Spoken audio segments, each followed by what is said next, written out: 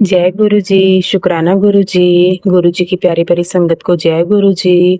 ओम नमः शिवाय, शिव जी सदा सहाय। ओम नमः शिवाय, गुरु जी सदा सहाय। जय गुरु जी, शुक्राना गुरु जी।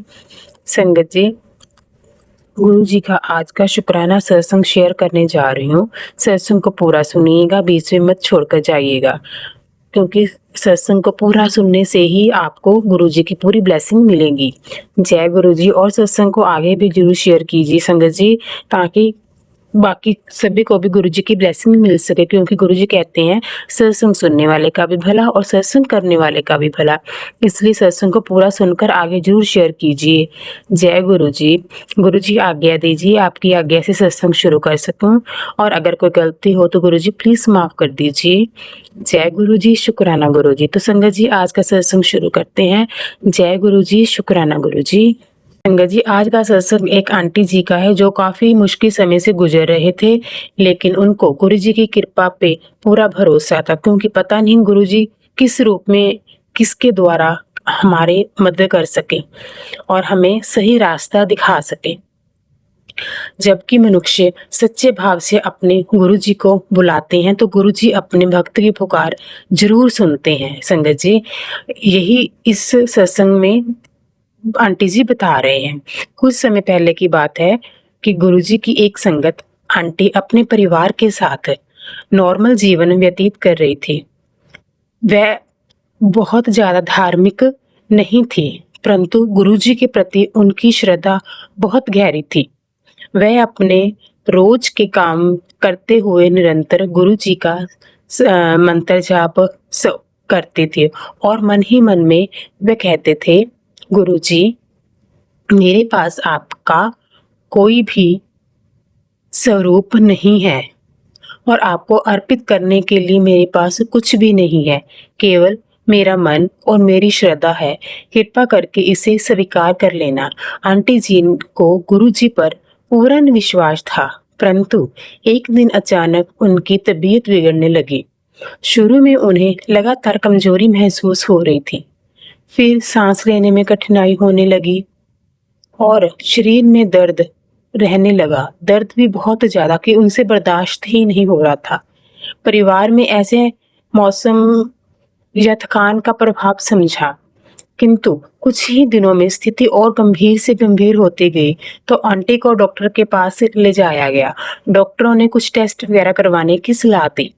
रिपोर्ट आने पर डॉक्टरों ने बताया कि आंटी को कुछ और टेस्ट करवाने की जरूरत है, क्योंकि रिपोर्ट नॉर्मल नहीं लग रही थी। ये सुनकर परिवार थोड़ा टेंशन में आ गया। आंटी जी ने मन ही मन में गुरु जी को याद किया और याद करते हुए गुरु जी से कहा, गुरु जी अब आप मेरा हाथ थाम लो, जो भी होगा आपकी इच्छा से होगा। कुछ समय के बाद डॉक्टरों ने उन्हें हॉस्पिटल में एडमिट होने की सलाह दी, ताकि बाकी की जो भी टेस्ट वगैरह हैं वो सही हो सके और उनका ट्रीटमेंट शुरू हो जाए। हॉस्पिटल में कई टेस्ट और भी किए गए। डॉक्टरों ने बताया कि कुछ दिनों तक उनको देखभाल की ज़रूरत है और उनका ट्रीटमेंट हॉस्पिटल में ही जारी रहेगा। परिवार बहुत टेंशन में था। आंटी के बच्चे उनके पास बैठे रहते, बार-बार पूछते रहते, मम्मा आप ठीक हो, मम्मा आप ठीक हो, आप ठीक हो जाओगे, टेंशन मत लो। आंटी उन्हें मुस्कुराकर यही कहती, गुरुजी है ना, फिर मुझे कैसी टेंशन। परंतु भीतर से वह भी बहुत ही टेंशन में थी। एक दिन अस्पताल के कमरे में सभी सो चुके थे। आंटी जी की आंखों में नींद नहीं आ रही थी। उन्होंने आंखें बंद कर कर गुरु जी को याद करना शुरू किया। मन ही मन में गुरु जी से प्रार्थना करने लगी, गुरु जी जीवन में मैंने बहुत कुछ अपनी समझ से किया है। आज समझ आ रहा है कि वास्तविक में सहारा केवल आप ही हैं। यदि मुझसे कोई भूल हुई हो तो आप प्लीज उससे माफ कर दीजिए। मेरे परिवार का ध्यान रखना। कहते कहते उनकी आंखों में आंसू बहने लगे। फिर उन्होंने केवल एक विनती ही की गुरुजी से कि गुरुजी मुझे अपने होने का एहसास करा दीजिए। संगत जी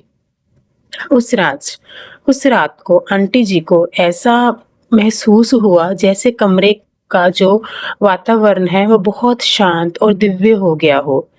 उन्हें भीतर से एक अद्भुत शांति का अनुभव हुआ।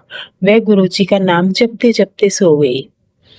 अगली सुबह जब डॉक्टर राउंड पर आए तो उन्होंने आंटी जी से उनकी तबीयत के बारे में पूछा। तो आंटी जी ने उन डॉक्टर को बताया कि रात के बाद से उन्हें पहले की तुलना में काफ़ी हल्कापन महसूस हो रहा है। डॉक्टर ने कुछ टेस्ट कराने को कहा। परिवार रिपोर्ट्स की वेट करने लगे। कुछ घंटों बाद डॉक्टर रिपोर्ट्स लेकर आए।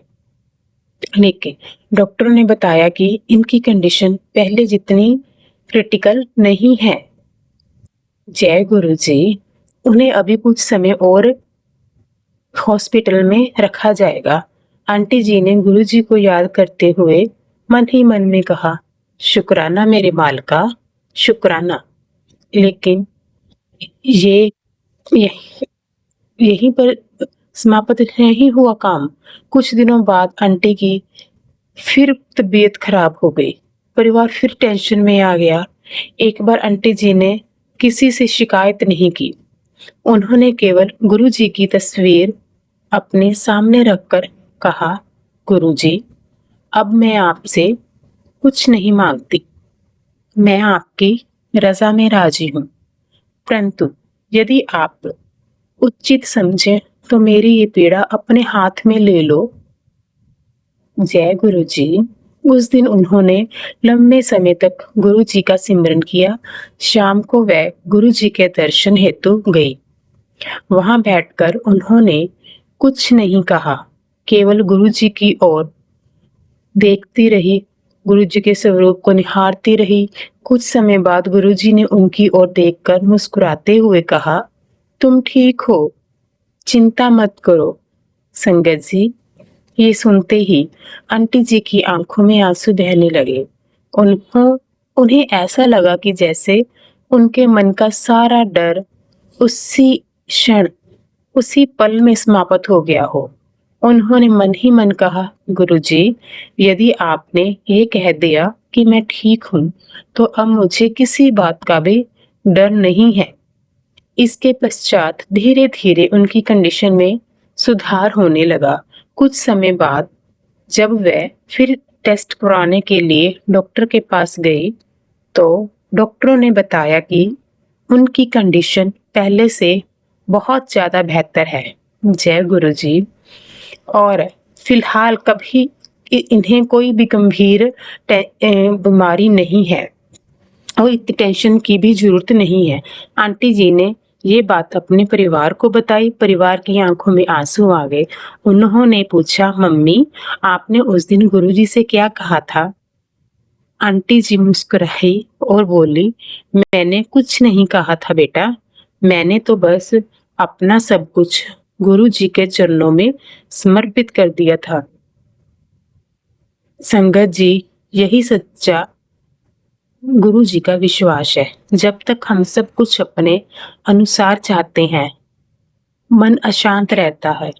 परंतु जिस दिन हम ये स्वीकार कर लेते हैं कि गुरु जी, अब सब कुछ आपके हाथ में है, आप जो भी करेंगे वही अच्छा होगा, वही सबसे बेस्ट होगा, उस दिन मन को अद्भुत शांति प्राप्त होती है। आंटी जी ने बाद में कहा कि उनके लिए सबसे बड़ा चमत्कार केवल स्वास्थ्य में सुधार नहीं था, सबसे बड़ा चमत्कार ये था कि उस कठिन समय में उनका डर समाप्त हो गया था और उन्हें भीतर से ये अनुभव हुआ कि वे अकेले नहीं हैं, गुरुजी हमेशा उनके साथ हैं।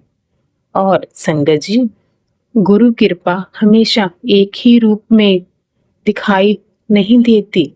ये जरूरी नहीं है, कभी गुरुजी संकट दूर करते हैं तो कभी कठिन मार्ग को सरल बना देते हैं, कभी सही समय पर सही व्यक्ति से मिलवा देते हैं, कभी मन का डर खत्म कर देते हैं और कभी ऐसा अटूट विश्वास प्रदान करते हैं कि सबकी कठिन परिस्थिति भी हमें नॉर्मल लगने लग जाती है। ऐसे हैं हमारे गुरुजी। इसलिए हमें केवल अपनी इच्छाओं की पूर्ति की प्रार्थना नहीं करनी चाहिए गुरुजी से।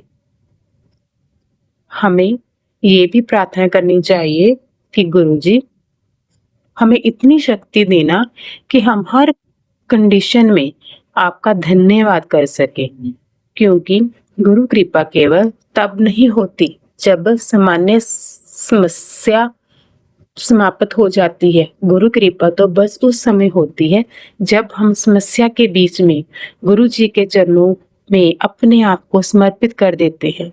संगत जी, आंटी जी आज भी यही कहती हैं। उस कठिन समय में मुझे एक महत्वपूर्ण सीख यही मिली है कि पहले मैं अपनी समस्याएं गुरु जी को बताती थी, परंतु उस दिन के बाद मैंने अपनी समस्याएं गुरु जी को बताने की बजाय गुरु जी को समर्पित कर दी और यही सीख लिया कि यही सच्ची श्रद्धा है। अपनी चिंता गुरु जी को सौंप देना, अपना भय, अपना डर गुरु जी को सौंप देना, अपना भविष्य गुरु जी को सौंप देना और फिर पूर्ण विश्वास से कहना, गुरु जी जो भी होगा आपकी कृपा से अच्छा ही होगा। तो आइए संगत जी, आज हम भी अपने गुरु जी के चरणों में यही प्रार्थना करते हैं कि गुरु जी हमारे मन से भय को दूर कर दीजिए, हमारे भीतर विश्वास उत्पन्न कीजिए, हमारे परिवार पर अपनी कृपा हमेशा बनाए रखिए। जो भी संगत किसी कठिनाई से गुजर रही हो उसे धैर्य और शक्ति प्रदान कीजिए और हमें हर कंडीशन में आपका धन्यवाद, आपका शुक्राना करने की क्षमता दें। गुरुजी हमें अपने चरणों से कभी भी दूर ना करना, हमारी जो भी कमियां हैं उनको माफ करना और हमें सदैव सही मार्ग दिखाना है। जय गुरु जी, शुक्राना गुरु जी, अनंतम अनंतम शुक्राना गुरु जी। जो भी संगत ये सत्संग सुन रही है उनके घर में सुख शांति बनी रहे और गुरु जी की कृपा सभी संगत पर हमेशा बनी रहे। जय गुरु जी, शुक्राना गुरु जी, अनंतम अनंतम शुक्राना गुरु जी।